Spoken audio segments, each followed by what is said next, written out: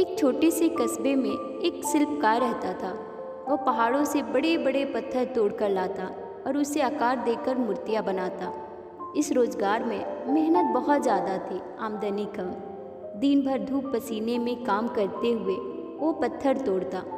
वह काम करते हुए सोचता, यह छोटा मोटा काम करने से क्या फ़ायदा, ठीक से 2 वक्त की रोटी भी नसीब नहीं होती।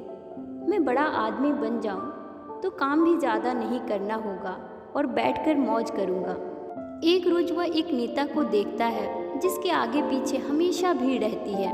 उसके सामने हाथ जोड़कर प्रणाम करने वाले सैकड़ों लोग खड़े रहते हैं। उसने नेता बनने की ठान ली। कुछ दिनों में वह नेता बन गया।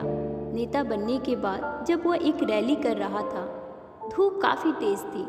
धूप की गर्मी को वह सहन नहीं कर पाया और बेहोश होकर वहीं गिर गया। होश आने पर उसने पाया कि वह बिस्तर पर लेटा हुआ है। बिस्तर पर लेटे लेटे वह सोचने लगा कि नेता से ताकतवर तो वह सूर्य है, जिसकी गर्मी कोई सहन नहीं कर पाता। मुझे अब सूर्य बनना है। कुछ दिनों बाद वह सूर्य भी बन गया। अब वह गर्व से चमकता रहता और गर्मी उत्पन्न करता। तभी उसने देखा एक किसान खेत में आराम से काम कर रहा है। उसने गर्मी और बढ़ाई, मगर किसान पर कोई फर्क नहीं पड़ा।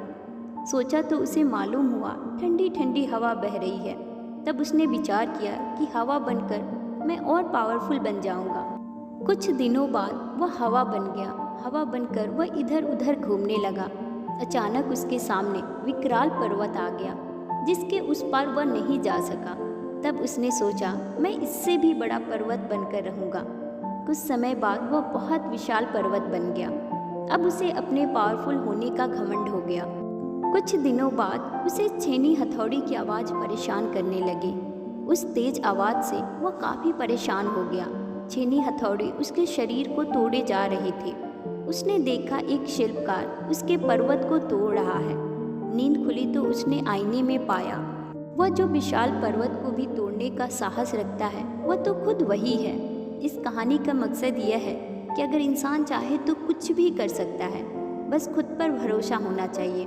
कोई भी काम बड़ा या छोटा नहीं होता, मायने ये रखता है कि हम उस काम को किस तरह से करते हैं।